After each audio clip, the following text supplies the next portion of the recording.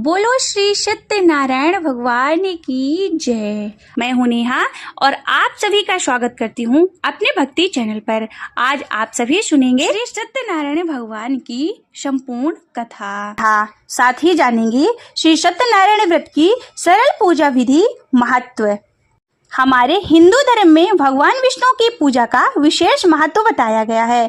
खास तौर पर जब आप किसी विशेष अवसर पर भगवान विष्णु जी का पूजन अपनी पूरी श्रद्धा और भाव से करते हैं तब विष्णु भगवान की विशेष कृपा प्राप्त होती है। इसलिए हर महीने की एकादशी, बृहस्पतिवार और पूर्णिमा के दिन भगवान विष्णु की पूजा व कथा सुनी जाती है। भगवान विष्णु के अवतार श्री सत्यनारायण भगवान का पूजन किया जाता है। भगवान विष्णु के इस पूजन के दौरान लोग सत्यनारायण भगवान की कथा को पढ़ते अथवा सुनते हैं। श्री सत्यनारायण भगवान की कथा को पुराणों और व्रत में बहुत ही ज्यादा महत्व बताया गया है।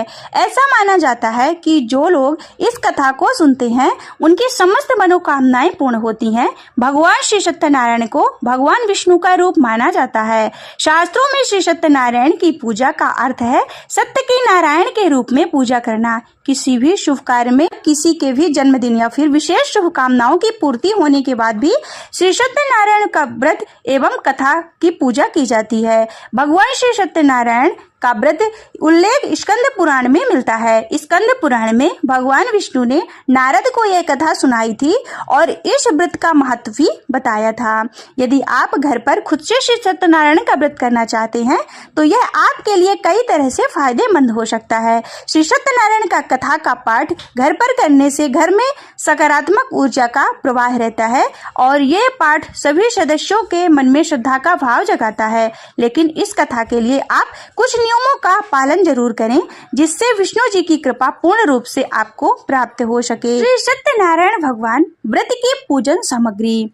श्री सत्यनारायण भगवान की फोटो या फिर तस्वीर, श्री ठाकुर जी की मूर्ति या फिर शालिग्राम की मूर्ति, लकड़ी की चौकी, कलश के लिए एक लोटा, आम या फिर अशोक के पंच पल्लव, केले का पत्ता, बांस की एक छोटी सी पत्ती सहित डंडी, गाय का गोबर, चौकी पर बिछाने के लिए लाल या फिर पीला वस्त्र, आम की लकड़ी, फूल की माला, गंगा जल, धूप, शहद, दही, दूर्वा, तुलसी पत्र, घी, शक्कर, रुई की बत्ती, पंचमेवा, लाल चंदन, पीला चंदन, सिंदूर, लौंग, इलायची, पान, सुपारी, फल, फूल, दीपक, चावल कलश के ऊपर रखने के लिए अक्षत, हल्दी, कलावा, पंचामृत, प्रसाद, जनेऊ, नारियल, हवन और जौ।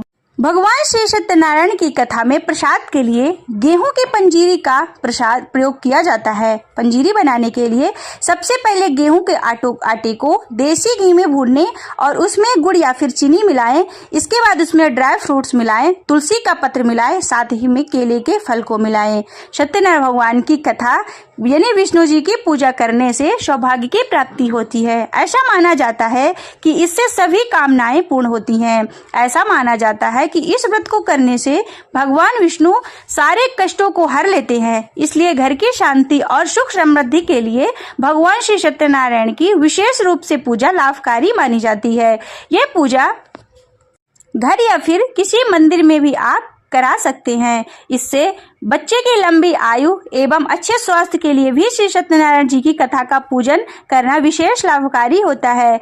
भगवान श्री सत्यनारायण की कथा सुनने के लिए परिवार के साथ साथ अन्य भक्त जनों को भी शामिल करें। इससे जीवन में सुख समृद्धि आती है। इसके अलावा आप जितने ज्यादा लोग को कथा का प्रसाद वितरण करते हैं उतना ज्यादा ही फल मिलता है।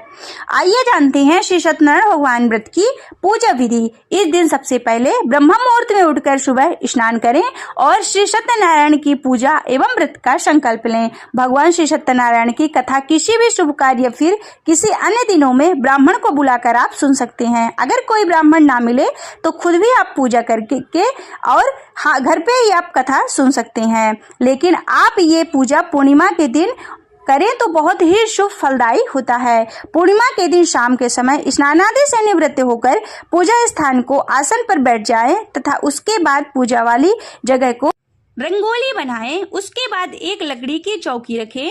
फिर चौकी के ऊपर केले का पत्ता रखकर उस पर शालिग्राम भगवान को एवं ठाकुर जी को विराजमान करें। चावल से नवग्रह बनाएं। उसके बाद साथ ही गौरी गणेश जी को विराजें। कलश रखें। कलश में गंगा जल और स्वच्छ जल डालें।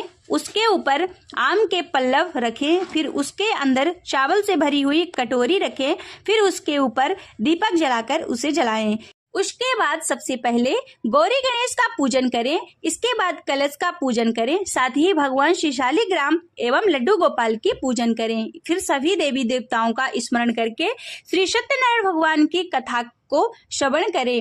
हाथ में अक्षत फूल लेकर पूजन की शुरुआत करें तथा उसके बाद श्री सत्यनारायण भगवान की कथा का श्रवण करें। इति श्री सत्यनारायण व्रत कथा पहला अध्याय।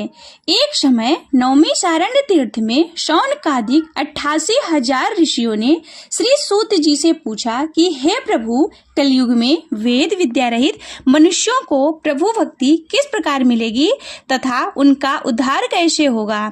इसलिए हे मुनि श्रेष्ठ, कोई ऐसा तप कहिए जिससे थोड़े समय में कुछ पुण्य प्राप्त होए तथा मनवांछित फल मिले। यह कथा सुनने की हमारी इच्छा है। सर्वशास्त्र ज्ञाता श्री सूत जी महाराज बोले कि हे वैष्णवों में पूज्य, आप सबने सर्व प्राणियों के हित की बात पूछी है। अब मैं उस श्रेष्ठ व्रत को आप लोगों से कहूँगा जिस व्रत को नारद जी ने लक्ष्मी नारायण भगवान से पूछा था और श्री लक्ष्मीपति ने मुनि श्रेष्ठ नारद जी से कहा था। सो ध्यान से सुनो।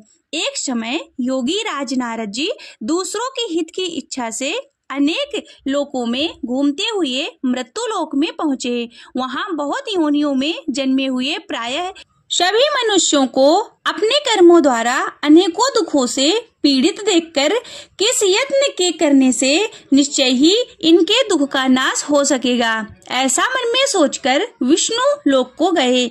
वहाँ श्वेत वर्ण और 4 भुजाओं वाले देवों के ईश नारायण का, जिनके हाथों में शंख चक्र गदा और पद्म थे तथा वनमाला पहने हुए थे, देखकर स्तुति करने लगे। हे भगवान, आप अनंत शक्ति से संपन्न हैं। मन तथा वाणी भी आपको नहीं पा सकती। आपका आदि मध्य और अंत नहीं है। निर्गुण स्वरूप सृष्टि के आदि भूत भक्तों के दुखों को नष्ट करने वाले हो। आपको मेरा नमस्कार है। नारद जी से इस प्रकार की ये स्तुति सुनकर विष्णु भगवान बोले, हे मुनि श्रेष्ठ, आपके मन में क्या है? आपका यहाँ किस काम से आगमन हुआ है? निसंकोच कहो। तब नारद मुनि बोले, मृत्यु लोक में सब मनुष्य जो अनेक योनियों से पैदा हुए हैं, अपने अपने कर्मों द्वारा अनेक प्रकार के दुखों से दुखी हो रहे हैं। हे नाथ, मुझ पर दया रखते हो तो बतलाइए कि उन मनुष्यों के सब दुख थोड़े ही प्रयत्न से कैसे दूर हो सकते हैं। श्री भगवान बोले कि हे नारद, मनुष्यों की भलाई के लिए तुमने यह बहुत ही अच्छी बात पूछी है। जिस कारण के करने से मनुष्य मोह से छूट जाता है, वह मैं कहता हूँ। सुनो, बहुत ही पुण्य देने वाला स्वर्ग तथा मनुष्य लोक दोनों में दुर्लभ एक है। आज मैं प्रेमवश होकर तुम्हारे से कहता हूँ। सत्यनारायण जी का व्रत अच्छी तरह विधि विधान पूर्वक करके मनुष्य तुरंत ही यहाँ से सुख भोग कर मरने के बाद मोक्ष को प्राप्त होता है। श्री भगवान के वचन को सुनकर नारद मुनि बोले कि यह व्रत का क्या फल है, क्या विधान है और किसने इस व्रत को किया है और किस किस दिन इस व्रत को करना चाहिए, विस्तार से कहो। श्री भगवान बोले, दुख शोक आदि से दूर करने वाला, धन धान्य को बढ़ाने वाला, सौभाग्य तथा संतान को देने वाला, सब स्थानों पर विजय करने वाला, भक्ति और श्रद्धा के साथ किसी भी दिन मनुष्य श्री सत्यनारायण भगवान की शाम के समय ब्राह्मणों और बंधुओं के साथ धर्म परायण होकर पूजा करें। भक्ति भाव से सवाया दे, नैवेद्य केले का फल, घी, दूध और गेहूं का चूर्ण लेवे। गेहूं के अभाव में साठी का चूर्ण, शक्कर आदि गुड़ तथा आदि भक्षण चीजें योग्य पदार्थ जमा करके सवाया पर अर्पण कर देवे तथा बंधुओं सहित भोजन करावे। भक्ति के साथ स्वयं भोजन करें। नृत्य गीत आदि का आचरण कर श्री सत्यनारायण भगवान का स्मरण कर समस्त समय व्यतीत करें। इस तरह व्रत करने पर मनुष्यों की इच्छा निश्चय ही पूर्ण होती है। विशेष कलिकाल में भूमि पर यही मोक्ष का सरल उपाय है। इति श्री सत्यनारायण व्रत कथा प्रथमो अध्याय समाप्त। बोलो श्री सत्यनारायण भगवान की जय। श्रीमन्नारायण नारायण नारायण, श्रीमन्नारायण नारायण नारायण, श्रीमन्नारायण नारायण नारायण, श्रीमन्नारायण नारायण नारायण, भजवन नारायण नारायण नारायण। श्री सत्यनारायण व्रत कथा का दूसरा अध्याय। सूत जी बोले, हे ऋषियों, जिसने पहले समय में इस व्रत को किया है उसका इतिहास कहता हूँ, ध्यान से सुनो। सुंदर काशीपुरी नगरी में एक अति निर्धन ब्राह्मण रहता था। वह भूख और प्यास से बेचैन हुआ नित्य ही पृथ्वी पर भ्रमण करता। ब्राह्मणों को प्रेम करने वाले भगवान ने ब्राह्मण को दुखी देखकर बड़े बूढ़े का रूप धारण करके ब्राह्मण के पास जाकर आदर के साथ पूछा कि हे विप्र, नित्य दुखी होकर पृथ्वी पर क्यों घूमता है? हे श्रेष्ठ ब्राह्मण, सब कुछ मुझसे कहो, मैं सुनना चाहता हूँ। ब्राह्मण बोला, मैं निर्धन ब्राह्मण हूँ, भिक्षा के लिए पृथ्वी पर फिरता हूँ। हे भगवान, यदि आप इसका उपाय जानते हो तो कृपा करके कहो। वृद्ध ब्राह्मण बोला कि श्री सत्यनारायण भगवान मनोवांछित फल देने वाले हैं, इसलिए हे ब्राह्मण, तू उनका पूजन कर, जिसके करने से मनुष्यों के सभी दुखों से मुक्त हो जाते हैं। ब्राह्मण को व्रत का सारा विधान बतलाकर बूढ़े ब्राह्मण का रूप धारण करने वाले श्री सत्यनारायण भगवान वहां से अंतर्ध्यान हो गए। जिस व्रत को वृद्ध ब्राह्मण ने बताया है मैं उसको करूंगा, यह निश्चय करने पर उसे रात को नींद भी नहीं आई। वह सवेरे ही उठा, सत्यनारायण भगवान के व्रत का निश्चय कर भिक्षा के लिए चला गया। उस दिन उसको भिक्षा में बहुत सा धन मिला, जिससे बंधु बांधवों के साथ उसने श्री सत्यनारायण भगवान का व्रत किया। इसके करने से वह ब्राह्मण सब दुखों से छूटकर अनेक प्रकार की संपत्तियों से युक्त हुआ। इस समय से वह ब्राह्मण हर माह व्रत करने लगा। इस तरह श्री सत्यनारायण भगवान के व्रत को जो करेगा वह सब पापों से छूटकर मोक्ष को प्राप्त होगा। आगे जो पृथ्वी पर श्री सत्यनारायण भगवान का व्रत करेगा वह मनुष्य सब दुखों से छूट जाएगा। इस तरह नारद जी ने नारायण का कहा हुआ यह व्रत तुमसे कहा। हे विप्रो, मैं अब और क्या कहूँ? ऋषि बोले, यह सब सुनना चाहते हैं, इसके लिए हमारे मन में श्रद्धा है। सूत जी बोले कि हे मुनियों, जिसने इस व्रत को किया है वह सब सुनो। एक समय वह ब्राह्मण धन और ऐश्वर्य से के अनुसार बंधुओं के साथ व्रत करने को तैयार हुआ। उसी समय एक लकड़ी बेचने वाला बूढ़ा लकड़हारा आया और बाहर लकड़ियों को रखकर ब्राह्मण की मकान में गया। प्यास से दुखी लकड़हारे ने उसको व्रत करते देखकर लकड़हारा ब्राह्मण को नमस्कार कर कहने लगा कि आप क्या कर रहे हैं और इसके करने से क्या फल मिलता है? कृपा करके मुझसे कहो। ब्राह्मण ने कहा, सब मनोकामनाओं को पूर्ण करने वाला यह श्री सत्यनारायण भगवान का व्रत, इनकी कृपा से मेरे यहाँ धन धान आदि की वृद्धि हुई है। ब्राह्मण से इस व्रत के बारे में जानकर लकड़हारा बहुत ही प्रसन्न हुआ। चरणामृत लेवा और प्रसाद खाने के बाद वह अपने घर गया। लकड़हारे के मन में इस प्रकार का संकल्प किया कि आज ग्राम में लकड़ी बेचने से जो भी मुझे धन मिलेगा उसी से मैं श्री सत्यनारायण भगवान का उत्तम व्रत करूंगा। यह मन में विचार कर बूढ़ा ब्राह्मण लकड़ियों को अपने सिर पर रख जिस शहर में गया वहां बहुत धनवान लोग रहते थे। वह ऐसे सुंदर नगर में गया, उस रोज वहां पर उसे उन लकड़ियों का दाम पहले दिनों से चौगुना मिला। तब वह बूढ़ा लकड़हारा दाम ले और अति प्रसन्न होकर पक्के केले के फल, शक्कर, घी, दूध और दही, गेहूं का चूरा इत्यादि सत्यनारायण भगवान के व्रत की कुल सामग्रियां को लेकर अपने घर गया। फिर उसने अपने भाई बंधुओं को बुलाकर विधि के साथ भगवान श्री सत्यनारायण का पूजन कर व्रत किया। उस व्रत के प्रभाव से बूढ़ा लकड़हारा धन पुत्र आदि से युक्त हुआ और समस्त सुख भोग कर वैकुंठ को चला गया। इति श्री सत्यनारायण व्रत कथा दूसरा अध्याय समाप्त। बोलिए श्री सत्यनारायण भगवान की जय। श्रीमन्नारायण नारायण नारायण, श्रीमन्नारायण नारायण नारायण भजमन नारायण नारायण नारायण भजमन नारायण नारायण नारायण बोलो नारायण नारायण नारायण बोलो नारायण नारायण नारायण। बोलो श्री सत्यनारायण भगवान की जय। श्री सत्यनारायण भगवान की कथा तीसरा अध्याय। श्री सूत जी बोले, हे श्रेष्ठ मुनियों, अब आगे की कथा कहता हूँ, सुनो। पहले समय में उल्लकामुख नाम का एक बुद्धिमान राजा था। वह सत्यवक्ता और जितेंद्रिय था। प्रतिदिन देवस्थानों में जाता तथा गरीबों को धन देकर उनके कष्टों को दूर करता था। उसकी पत्नी कमल के समान मुख वाली और सती साध्वी थी। भद्रशिला नदी के तट पर उन दोनों ने सत्यनारायण देव का व्रत किया। उस समय से वहाँ एक साधु वैश्य आया।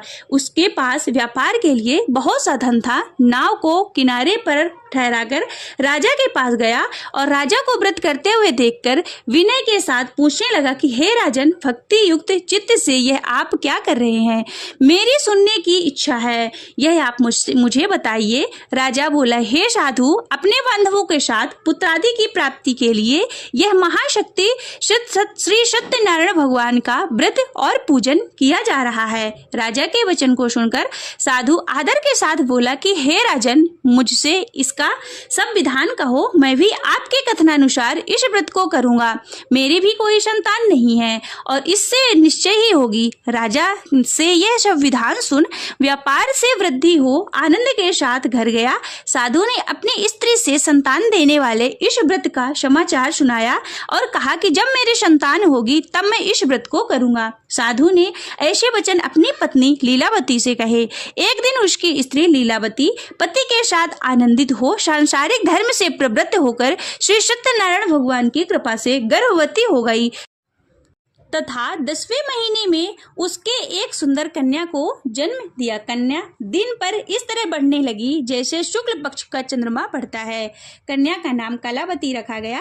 जब लीलावती ने मीठे शब्दों में अपने पति से कहा कि आपने जो संकल्प किया था कि भगवान का व्रत करूंगा, अब आप उसे करिए। साधु बोले, हे प्रिय, इसके विवाह पर करूंगा। अपनी पत्नी को आश्वासन देकर वह नगर को गया। कलावती पितृगृह में वृद्धि को प्राप्त हो गई। साधु ने जब नगर में सखियों के साथ अपनी पुत्री को देखा तो तुरंत ही दूत बुलाकर कहा कि पुत्री के वास्ते कोई सुयोग वर देख लाओ।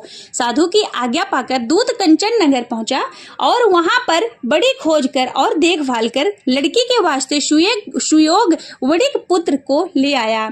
उस सुयोग लड़के को देखकर साधु ने अपने भाई बंधुओं सहित प्रसन्न चित्त अपनी पुत्री का विवाह उसके साथ कर दिया, किंतु दुर्भाग्य से विवाह के समय भी व्रत करना भूल गया। तब श्री सत्यनारायण भगवान क्रोधित हो गए और शाप दिया कि तुम्हें दारुण दुख प्राप्त होगा।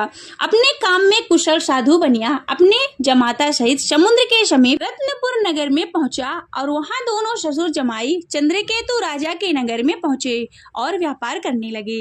एक रोज भगवान श्री सत्यनारायण की माया से प्रेरित कोई चोर राजा का धन चुराकर शीघ्र जा रहा था, किंतु पीछे से राजा के दूतों को आता देखकर चोर ने घबराकर भागते भागते धन को वहां चुपचाप रख दिया जहां दोनों ससुर और जमाई ठहरे हुए थे। तब दूत ने उस साधु वैश्य के पास जाकर राजा के धन को रखा देखकर दोनों को बांधकर ले गए और प्रसन्नता से दौड़ते हुए राजा के समीप जाकर बोले कि यह दो चोर हम पकड़कर लाए हैं, देखकर आज्ञा दें। राजा की आज्ञा से उनको कठिन कारावास को डाल दिया गया और उनका धन राजा ने छीन लिया। उसी साप द्वारा उनकी पत्नी भी घर पर बहुत दुखी हुई और घर में जो धन रखा था उसे चोर चुरा कर ले गए। शारीरिक और मानसिक पीड़ा तथा भूख प्यास से अति दुखित हो अन्न की चिंता में कलावती एक ब्राह्मण के घर गई। वहां उसने श्री सत्यनारायण भगवान का व्रत होते हुए देखा। वहां उसने कथा सुनी तथा प्रसाद को ग्रहण किया। रात को घर आई माता ने कलावती से कहा कि हे पुत्री, दिन में कहाँ रही और तेरे मन में क्या है? कलावती बोली कि हे माता, मैंने एक ब्राह्मण के घर श्री सत्यनारायण भगवान का व्रत देखा। कन्या के वचन को सुनकर लीलावती भगवान के पूजा की तैयारी करने लगी। लीलावती ने परिवार और बंधुओं सहित भगवान श्री सत्यनारायण का पूजा किया और यह वर मांगा कि मेरे पति और दामाद शीघ्र ही घर आ जावें और प्रार्थना की कि हम सबका अपराध क्षमा करो। भगवान श्री सत्यनारायण भगवान इस व्रत से संतुष्ट हो गए और राजा चंद्रकेतु के स्वप्न में दिखाई दिया और कहा कि हे राजा, तुमने दोनों बंदी वैश्य प्रातः ही छोड़ दो और उनका सब धन जो तुमने ग्रहण किया है वह दे दो, नहीं तो तेरा धन नष्ट हो जाएगा, पुत्रादि सब नष्ट हो जाएगा। राजा को ऐसा वचन सुनाकर भगवान अंतर ध्यान हो गए। प्रातःकाल राजा चंद्रकेतु ने सभा में आकर स्वप्न सुनाया। अब दोनों वणिक पुत्रों को कैद से मुक्त कर सभा में बुलाया। दोनों ने आते ही राजा को नमस्कार किया। राजा मीठे वचनों से बोले कि महानुभावों, भाग्यवश ऐसा कठिन दुख प्राप्त हुआ है, अब कोई भय नहीं। ऐसा कहकर राजा ने उनको नए नए वस्त्राभूषण पहनाए तथा उनका जितना भी धन लिया था उसका दुगुना धन मिलाकर विदा किया। दोनों वैश्य अपने घर को चल दिए। इति श्री सत्यनारायण व्रत कथा तृतीय अध्याय समाप्त। बोलो श्री सत्यनारायण भगवान की जय। श्रीमन्नारायण नारायण नारायण, श्रीमन्नारायण नारायण नारायण, भजमन नारायण नारायण नारायण, भजमन नारायण नारायण नारायण। बोलो नारायण नारायण नारायण, बोलो नारायण नारायण नारायण। बोलो श्री सत्यनारायण भगवान की जय। श्री सत्यनारायण भगवान की कथा चौथा अध्याय। श्री सूत जी बोले, वैश्य ने मंगलचार करके यात्रा आरंभ की और अपने नगर को चला। उनके थोड़ी दूर पहुंचने पर दंडी वेशधारी श्री सत्यनारायण भगवान ने उनसे पूछा कि हे साधु, तेरी नाव में क्या है? अभिमानी वणिक हंसता हुआ बोला कि हे दंडी, आप ऐसा क्यों पूछ रहे हैं? क्या धन लेने की इच्छा है? मेरी नाव में तो वेल तथा पत्ते आदि भरे हैं। वैश्य का कठोर वचन सुनकर भगवान श्री सत्यनारायण ने कहा, तुम्हारा वचन सत्य हो। ऐसा कहकर दंडी वहां से चले गए और कुछ दूर जाकर समुद्र के किनारे बैठ गए।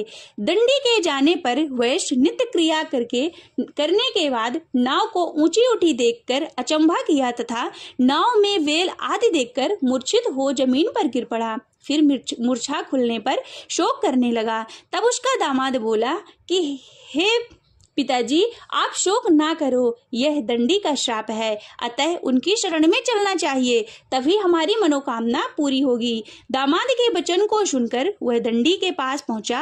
अत्यंत भक्ति भाव से नमस्कार करके बोला कि मैंने जो आपसे अत्यंत असत्य वचन कहे हैं उसको क्षमा करो। ऐसा कहकर महान शोकातुर हो रोने लगा। तब दंडी भगवान बोले कि हे वणिक पुत्र, मेरी आज्ञा से बार बार तुम्हें दुख प्राप्त हुआ है, तू मेरी पूजा से विमुख हुआ है। साधु बोला कि हे भगवान, आपकी माया से मोहित ब्राह्मण आदि भी आपके रूप को नहीं जानते, तब मैं अज्ञानी कैसे जान सकता हूँ? आप प्रसन्न होइए, मैं समर्थ के अनुसार आपकी पूजा करूंगा। मेरी रक्षा करो और पहले के समान नौका में धन भर दो। उसके भक्ति युक्त वचन को सुनकर भगवान प्रसन्न हो गए। उसकी इच्छा अनुसार वर देकर अंतर ध्यान हो गए। तब उन्होंने नाव पर आकर देखा कि नाव धन से परिपूर्ण है। फिर वह भगवान श्री सत्यदेव का पूजन कर साथियों सहित अपने नगर को चला। अब अपने नगर के निकट पहुंचा तब दूत को घर भेजा। दूत ने साधु के घर जा उसकी पत्नी को नमस्कार करके कहा कि साधु अपने दामाद सहित इस नगर के समीप आ गए हैं। ऐसा वचन सुनकर लीलावती ने बड़े ही हर्ष के साथ सत्यदेव का पूजन कर पुत्री से कहा कि मैं अपने पति के दर्शन को जाती हूँ, तू कार्य पूर्ण करके शीघ्र आ जाना। माता के वचन को सुनकर कलावती प्रसाद छोड़कर पति के पास गई। प्रसाद की अवज्ञा के कारण सत्यदेव ने रुष्ट हो उसके पति को नाव सहित पानी में डुबा दिया। कलावती अपने पति को न देखकर रोती हुई जमीन पर गिर पड़ी।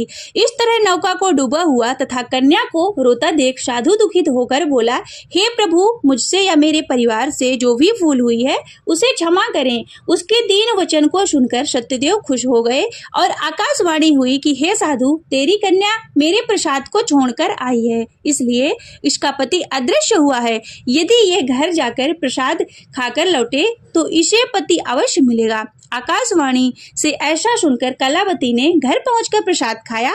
फिर उसने आकर अपने पति के दर्शन किए। तब वैश्य परिवार के सब लोग प्रसन्न हुए। फिर साधु ने वंदवो सहित सत्यदेव का विधि पूर्वक पूजन किया।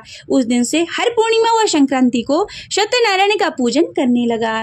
फिर इस लोक को सुख उपभोग कर स्वर्ग को चला गया। इति श्री सत्यनारायण व्रत कथा चतुर्थ अध्याय समाप्त। बोलो श्री सत्यनारायण भगवान की जय। श्रीमन्नारायण नारायण नारायण, श्रीमन्नारायण नारायण नारायण, भजवन नारायण नारायण नारायण, भजवन नारायण नारायण नारायण। बोलो नारायण नारायण नारायण, बोलो नारायण नारायण नारायण। श्री सत्यनारायण व्रत कथा 5वां अध्याय। श्री सूत जी बोले, हे ऋषियों, मैं और भी कथा कहता हूँ, सुनो। प्रजा पालन में लीन तुंगध्वज नाम का राजा था। उसने भी भगवान का प्रसाद त्याग कर बहुत ही दुख पाया। एक समय में वन जाकर पशुओं को मारकर वड़ के पेड़ के नीचे आया। उसने भक्ति भाव से ग्वालों और बांधवों सहित श्री सत्यनारायण भगवान जी का पूजन करते देखा। राजा देखकर भी अभिमानवश वहां ना गया और ना ही नमस्कार किया। तब ग्वालों ने भगवान का प्रसाद उसके सामने रखा तो वह प्रसाद को त्याग कर अपनी सुंदर नगरी में चला गया। वहां उसने आकर अपना सब कुछ नष्ट पाया तो वह जान गया कि यह सब कुछ भगवान श्री सत्यनारायण ने किया है। तब वह विश्वास कर ग्वालों के समीप गया और विधि पूर्वक पूजन कर प्रसाद को खाया। सत्यदेव की कृपा से सब पहले जैसा हो गया तथा इस लोक पर सुख भोग कर वह स्वर्ग लोक को गया। जो मनुष्य इस दुर्लभ व्रत को करेगा वह भगवान की कृपा से उसे धन की प्राप्ति होगी, निर्धन धनी होगा, बंदी बंधन से मुक्त होकर निर्भय हो जाता है, संतानहीनों को संतान प्राप्ति होती है, सब मनोरथ पूर्ण होकर अंत में वैकुंठ धाम को जाता है। जिन्होंने पहले इस व्रत को किया इसके दूसरे जन्म की कथा कहता हूँ। वृद्ध सतानंद ब्राह्मण सुदामा का जन्म लेकर मोक्ष को पाया। उल्लिका मुख नाम का राजा दशरथ होकर वैकुंठ को प्राप्त हुए। साधु नाम के वैश्य मोरध्वज बनकर अपने पुत्र को आरे से चीरकर मोक्ष किया। महाराज तुंगध्वज जन्मांतर में स्वयंभू मनु हुए होकर भगवान की भक्ति युक्त कर्म कर मोक्ष को प्राप्त हुए। इति श्री सत्यनारायण व्रत कथा समाप्त। बोलिए श्री सत्यनारायण भगवान की जय। श्रीमन्नारायण नारायण नारायण, श्रीमन्नारायण नारायण नारायण, भजमन नारायण नारायण नारायण, भजमन नारायण नारायण नारायण। बोलो नारायण नारायण नारायण, बोलो नारायण नारायण नारायण। बोलो श्री सत्यनारायण भगवान की जय। श्री सत्यनारायण भगवान की आरती। ओम जय लक्ष्मी रमणा, स्वामी जय लक्ष्मी रमणा, श्री सत्यनारायण स्वामी, श्री सत्यनारायण स्वामी, जन पातक हरिणा। ओम जय लक्ष्मी रमणा, रत्न जड़ित सिंहासन अद्भुत छविराजे, स्वामी अद्भुत छविराजे। नारद करत निरंजन, नारद करत निरंजन, घंटा ध्वनि बाजे। ओम जय लक्ष्मी रमणा, कल कारण द्विज को दर्श दियो, प्रभु द्विज को दर्श दियो। बूढ़ो ब्राह्मण बन कर, बूढ़ो ब्राह्मण बन कर, कंचन महल कियो।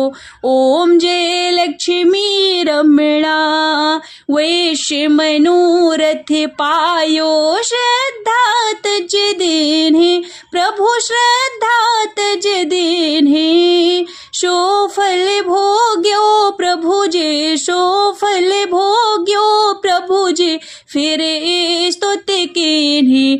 ओम जय लक्ष्मी रमणा, भक्ति भाव के कारण क्षण क्षण रूप धरो प्रभु क्षण क्षण रूप धरो श्रद्धा धारण कीने श्रद्धा धारण कीने तिनको काज शरो ओम जय लक्ष्मी रमणा ग्वाल वाल संग राजा वन में भक्ति करे प्रभु वन में भक्ति करे मन वांछित फल दीना मन वांछित फल दीना दीन दयाल हरि ओम जय लक्ष्मी रमणा चढ़त प्रसाद शवाया कंदली फल में बा स्वामी कंदली फल में बा धूप